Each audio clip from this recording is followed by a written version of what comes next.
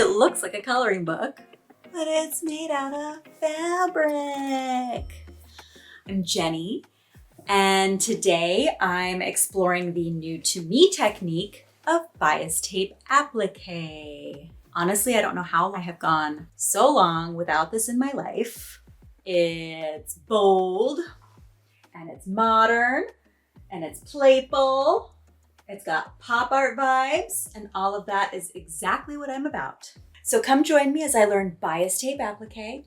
It's just bend it, press it, stitch it, boom. You're about to have so much fun. Hi, I'm back with another new to me technique. So we're gonna be beginners today. We've got 2 more quilted pillows, and this time we've got 2 rifle paper prints, and I think this was kind of the favorite choice, but this was a secondary choice. So we're going to use our traditional quilt pattern over here. We're going to do some cathedral windows, which I've done before, so that's not a new to me pattern.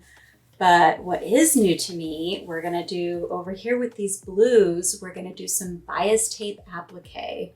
So we're going to create some interesting pictures. I don't do a lot of applique in my normal quilting practice, so that's what we're gonna try today.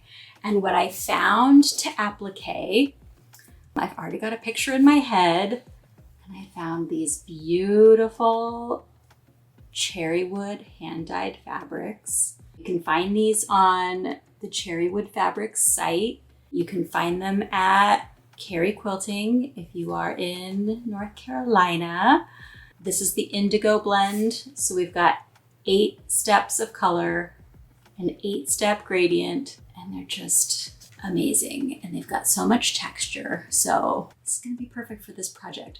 The important thing to know about hand-dyed fabrics like this is you're gonna wanna pre-wash. I don't love pre-washing fabric, but I really don't love having a bunch of fabric dye bleeding all over other fabrics and creating a big mess. So I am gonna pre-wash these. I'm gonna wash them with Synthropol, which you can see I've used quite a lot of before. Even though I don't pre-wash my fabrics, I have used batiks, I have used fabrics that bleed, and this takes the dyes out of the fabric, any loose dyes, and holds them in the water so that they don't restain your fabric. So I'm gonna use this. I'm gonna do a cold water wash. I'm gonna use some color catchers just to see what comes out and make sure the water's clean. And that's how I know when they're gonna be done. So I'm gonna do that, and then let's try some new things. Okay, so if you've been keeping up with these projects, you know that I am making a set of 4 custom pillows, quilted pillows, and I have, in my brain, decided to make 4 pairs of custom pillows. One half of the pair is going to be a new to me technique to explore some fun new things. And just in case they don't go as planned, one half of each pair will be a technique I've already used before, a classic pattern, and it's gonna be a breeze.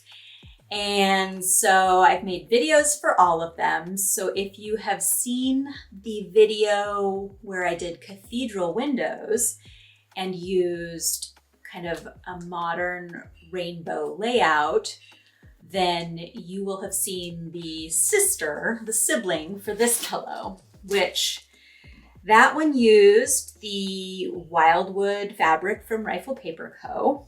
And this one is going to use this blue floral from Rifle Paper Co. So they're very similar prints, just different colors.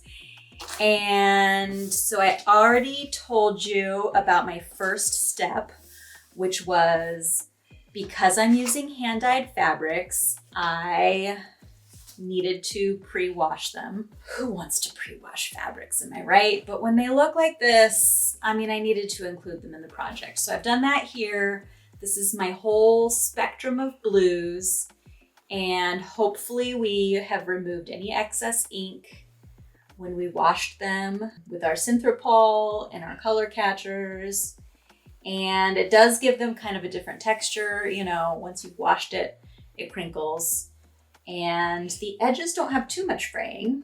I cut off a little bit, but so we've got our beautiful blues, and we're gonna use some other tools for our bias tape applique today. We are going to obviously need some bias tape. Now, you can make bias tape, tons of tutorials. Maybe I'll show you how I do that one day. And then you can use this fusible web from Clover. And this is only 5 millimeters thick. Looking at it, it's like 1/8 of an inch. And then this goes right on the back of your your bias tape, right on the seam where the edges meet on the back of your bias tape. This goes down, which kind of seals up those raw edges. And then you can fuse it with an iron in whatever shape you choose onto your fabric. So that's what we're gonna do today. And it's gonna be like drawing a line with thread, but we are gonna take the easy way out. We are not gonna make our own bias tape out of these blue fabrics and then fuse this web to them. We are gonna use a different Clover product, which is Quick Bias, which is fusible bias tape. The only caveat, the only con to using this fusible bias tape is that it's only available in, I think, 2 colors, maybe 3. So I have black here, which I'm hoping will give it a really cute comic book sort of effect. Like it's outlined in black. It's gonna look like a coloring book, is my hope. So we're taking a little shortcut here with our Quick Bias. That's okay. And we might take another shortcut too. So we are going to be fusing some shapes that we're then going to outline with bias tape. And to stick those shapes in place before I sew them down with our bias tape, I thought maybe I will use this Heat and Bond Light. It's like Wonder Under. I also have used Heat and Bond Ultra, which is, you know, sturdy, heavy duty heat and bond, which is going to fuse your fabrics together so that you don't even need to sew them together necessarily. So this is the light version of that, just to put things in place for applique. But I think I'm going to take another shortcut with this and go Elmer's glue stick. You might have seen me waving it around when I started the video because I was just holding on to it and forgot about it. But this is my favorite quilting tool. So my favorite specialty quilting tool that you can buy in bulk for like $1. So we'll have to see as we get going which one's going to be easier. Like I said, this is the new to me technique. So let's go on a journey, which may or may not be successful. Let's get to it. Here's all my gorgeous supplies. We've got our inspiration fabric, the blue Rifle Paper Co. floral print. We've got our pre-washed, hand-dyed cherrywood fabrics. It was really important to pre-wash these. You can tell, you know, these two look very similar in color now. So some of that fabric, some of the dyes might have bled, but with hand-dyed fabrics, you definitely want to wash them. And the cherrywood fabrics, the hand-dyed, the texture on these, the dyes affect the texture. It like soaks into the cotton in different ways, and it gives this almost like faux suede sort of texture. It's very nice, and it's very soft, and it's very beautiful. And we've got all our lovely blues. So I've picked it's like the third lightest blue as my main background for my pillow. So this is about 17 inches, but I bet it's gonna be a little smaller than that once I trim it so that it's square. So this is what I am hoping will work. Again, this is a new to me technique. Always a fun experiment. We don't know how it's gonna come out. And I'm going to cut some shapes. I'm gonna make them pretty simple. I'm gonna cut some shapes out of these other shades, and then I'm gonna use my bias tape fusible to trace around them like I'm, like I've used the fabric to color in those lines, and we'll see how it looks. So I've got my fusible bias tape. I've also got one other shade of bias tape, and that looks like this. I like this. This is the bohin. I don't really know if you pronounce it the French way or not, but I like this because it's cotton, and I feel better about that. And I have that fusible that I just showed you that has no bias tape attached, and I can use that fusible on the back of this to turn it into fusible bias tape. Easy breezy. Already made, don't have to make it. So I've gone ahead and I traced a sort of, goofy little cartoon outline of a flower over here using my friction pen. And people will tell you that this erases if you heat press it. So heat will make a friction pen disappear. But I would say I'm not gonna ever try that out on something that I've quilted. So the reason I'm using this is because this is just a line that we're going to cut around. So it's not ever gonna be visible in the fabric. So once it disappears, we won't see it anyway. So that's the only reason that I'm using a friction pen, because otherwise I feel like I wouldn't trust it to have its marks truly be temporary.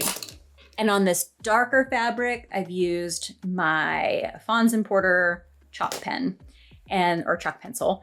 And my chalk pencil, I've just drawn a circle, sort of as large and as even as I can. Freehand drew it on these 4.5 inch squares. So these are 4.5 inch squares of every shade. And I've used the 4 lighter ones to do this flower. And I've used the 3 darker ones to do a circle. And that's gonna be plenty for this size of pillow, I think. Yay, experiments! And now I'm going to use my fabric scissors, chop chop, to cut around my cute little sketches. Bam. All right, done. Cut them out.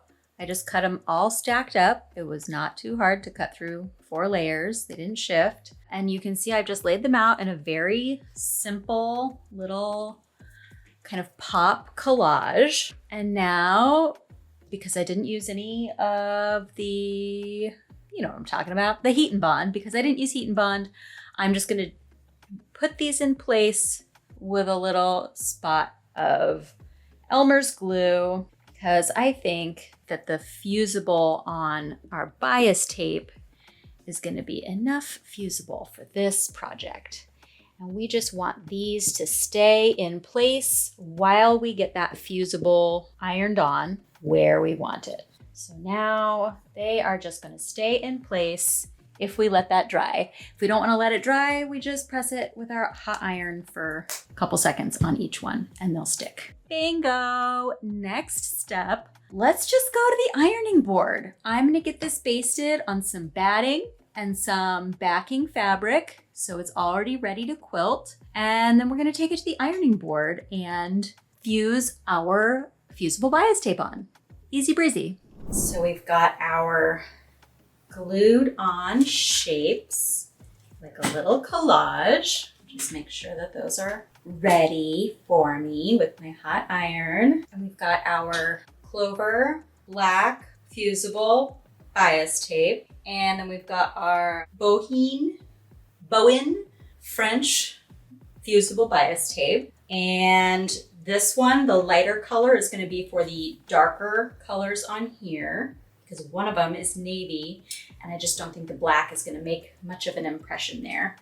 And then with the black one, I'm just going to decide how I want my shapes outlined. I'm going to peel the little backing paper off as I go. And wherever you start, if you're going to end in that same place, then you needn't worry. If that's going to be your starting point and it's going to be like a line, you just want to tuck the end of the bias tape in just a little smidge, and then you're going to stitch it down, and then you're just going to have a nice crisp finished edge on that. I think I'm going to go all the way around. So I've got my hot iron. My iron is just a full-size iron, but I'm just going to use the little pointy nose to press my fusible bias tape down. You gotta ease it around the edge. And the important thing with this is to try to get 1/8 of an inch. This is 1/4 inch bias tape. Get 1/8 of an inch on the outside of your fabric shape that you're outlining, and 1/8 of an inch on the inside. Because we're gonna stitch it down in 2 places, or use a zigzag stitch, whichever one, I don't know. I don't have a zigzag machine.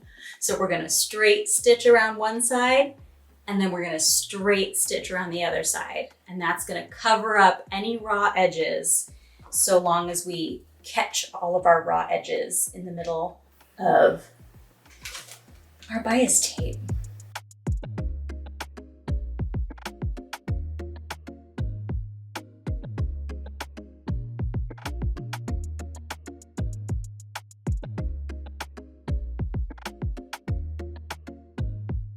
Magic of the movies. This is the part where I would be singing something, but I don't want to have any sort of copyright issues. So I'm not going to. Okay. And why don't I grab my scissors? And then this is the part where I will tuck it in just a little bit and then overlap it with the first line where the first line started, so that none of the raw edges of the bias tape are going to show either. Even though I don't think they would fray since they're on the bias, but we want it to be a nice clean edge for a clean, sharp look. Oh, it's outlined now. It looks like I took a big fat marker and then colored it in with fabric, and I love it. It's giving me coloring book. It's giving me comic book. So we can get as detailed or as not detailed as we want. I'm gonna make some more shapes. I'm gonna draw my little line art here and see what I come up with. Okay, so I've gotten started. And like I said, this is the first time I've done this. So I am learning and I'm growing, and I want to share with you all the things that I am learning as I go. First of all, when I said that you should fold the end over because that's going to look tidier. Sorry, I said that to you. I don't think that does look tidier. I think it looks amazing when you don't fold it. And you should do whatever you want. And I'm not going to fold the rest of these because I think they look great and they're not going to fray. Number 2, once you get to the point where you know, just like I did, where your bias tape line is going to end, you should trim it from the rest of the spool, because boy, does that spool get in the way. And you're trying to draw with fabric over here. And lastly, I am learning that this is the best. Well, okay, also that it's really nice because once you've pressed part of it down and if you use a wool pressing mat like I do, this is pretty pronounced, your piece is still going to be pretty warm. So you can just kind of push with your finger where you want your bias tape line to be. You can take it around a curve, press it in place, and it's going to kind of stick there already. So you don't have to be following it with your iron and burning your little fingertips ask me how I know about the fingertips. But so you can just kind of press it in place, and that helps it go faster too, because these little tapes, the little paper part gets all over the place, the spool gets up in your way. I wish the paper, once you were done with it, would just dissolve into the air, but so far it hasn't done that. I am loving this so far. If you, not to toot my own horn or anything, but if you have ever seen Andy Warhol's flowers, I'm not going to put a picture of it up because, like I said, YouTube is serious about copyright. But if you know what Andy Warhol's flowers look like, these look like that. So yes, I am the next Andy Warhol, is what I'm saying. So, na na na na na. She's all done. I can't tell if that was a quick process or a slow process. Quicker than piecing a whole top, I would say. I still have to sew it down though. This is not a permanent adhesive here. And I think I'm gonna wanna sew it down anyway to make sure that all of these little places where the bias tape meets are gonna be smooth so that your eye isn't really drawn to them. And these little round bits were intended to be kind of like in our print up here, little round flowers, but they look more like wagon wheels. So this is our wagon wheels and pop art florals pillow top. And I'm gonna go ahead and baste this onto batting and backing, and then use just my regular stitching foot, my straight stitch machine and foot to stitch a straight stitch, because I don't have a zigzag machine, around the edges, both on one side of the bias tape and the other side, if you know what I mean. Like the outside of this circle and the inside of this circle, which is why you can see that probably a zigzag stitch or a blanket stitch that's gonna get both ends at once would of course be easier. But I love my Juki, I love my straight stitch machine, so we're just gonna straight stitch around everything.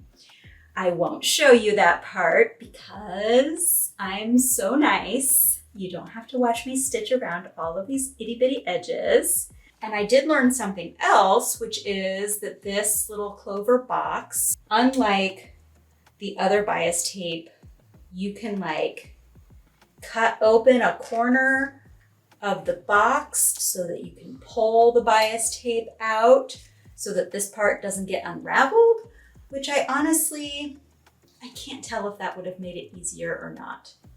It didn't get unraveled, but the little tape edge, the paper that you peel off, that got in the way a lot. But yeah, little option, turn it into a little toy, great.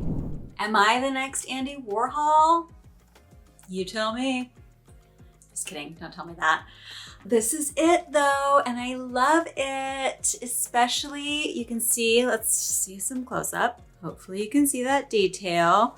So I've stitched both inside and outside of each bias tape line to make sure everything is attached in place. That's where the applique comes in, because I did not use any adhesive except a little glue stick on the actual flowers, on the fabric part. And the bias tape is fusible, but it's not going to be permanent. So you do want a stitchy, stitchy, stitchy all over. But the end effect is very coloring book, or in this case, I feel like with the cherry wood hand dyed fabrics, you know, we've got that kind of watercolor effect. Everything's kind of, you know, painted. It's sort of like a paint in the lines, like one of those watercolor coloring books that had the paint already attached on the page, and you just took some water and then painted with the color that you wanted. I loved those. I don't know if you love those too. But we've now made it in fabric form, squishable, squishable art. You couldn't hug one of those paint in the lines books, but you can hug this. So let me know if you have tried this, and stay tuned if you love weird quilting journeys that I go on. See you next time. Bye.